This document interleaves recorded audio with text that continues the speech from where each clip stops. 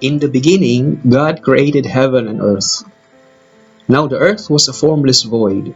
There was darkness over the deep, with a divine wind sweeping over the waters. God said, "Let there be light," and there was light.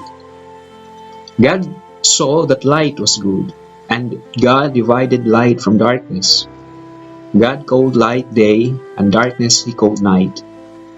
Evening came, and morning came, the first day.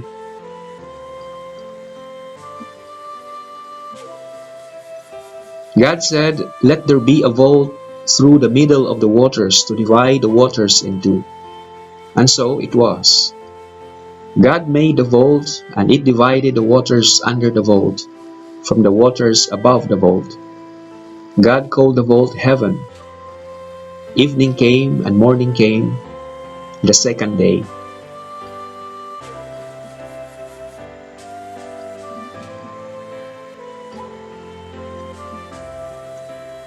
God said, "Let the waters under heaven come together into a single mass, and let dry land appear."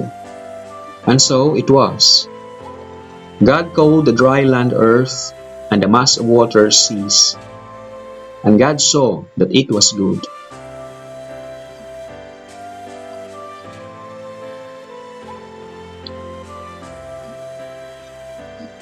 God said, "Let the earth produce vegetation, seed-bearing plants and fruit trees on earth, bearing fruit with their seed inside, each corresponding to its own species."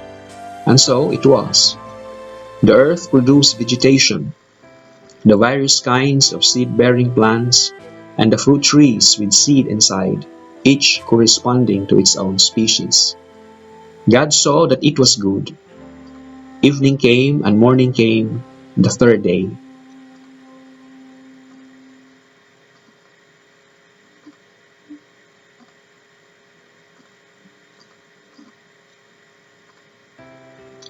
God said, "Let there be lights in the vault of heaven to divide day from night, and let them indicate festivals, days, and years.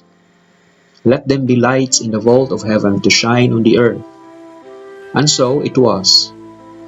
God made the two great lights, the greater light to govern the day, the smaller light to govern the night, and the stars.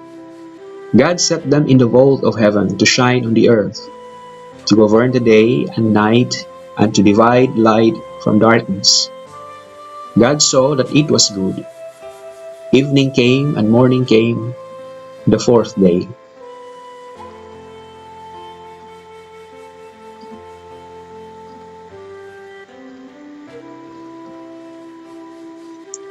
God said, "Let the waters be alive with a swarm of living creatures, and let birds wing their way above the earth across the vault of heaven." And so it was.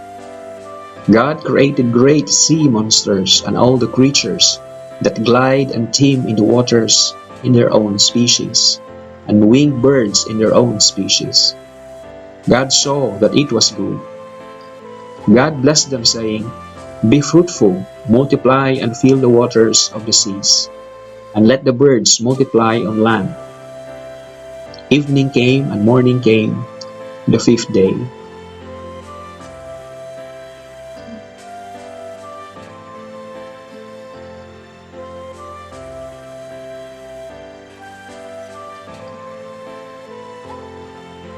God said, "Let the earth produce every kind of living creature in its own species, cattle, creeping things, and wild animals of all kinds." And so it was. God made wild animals in their own species, and cattle in theirs, and every creature that crawl along the earth in its own species. God saw that it was good.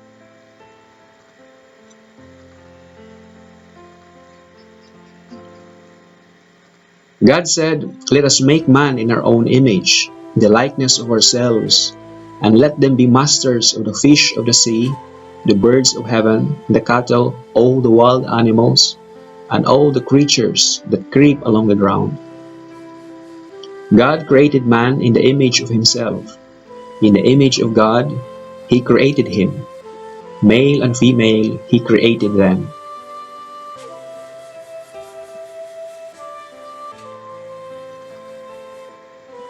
God blessed them, saying to them, "Be fruitful, multiply, fill the earth and subdue it. Be masters of the fish of the sea, the birds of heaven, and all the living creatures that move on earth." God also said, "Look, to you I give all the seed-bearing plants everywhere on the surface of the earth, and all the trees with seed-bearing fruit. This will be your food."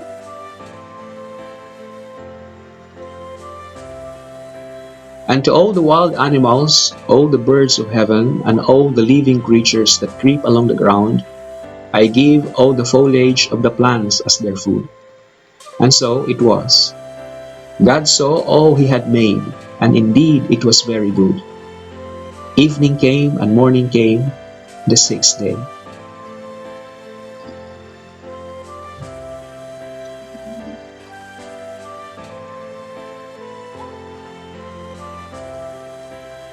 Thus heaven and earth were completed with all their array. On the seventh day, God had completed the work he had been doing. He rested on the seventh day after all the work he had been doing.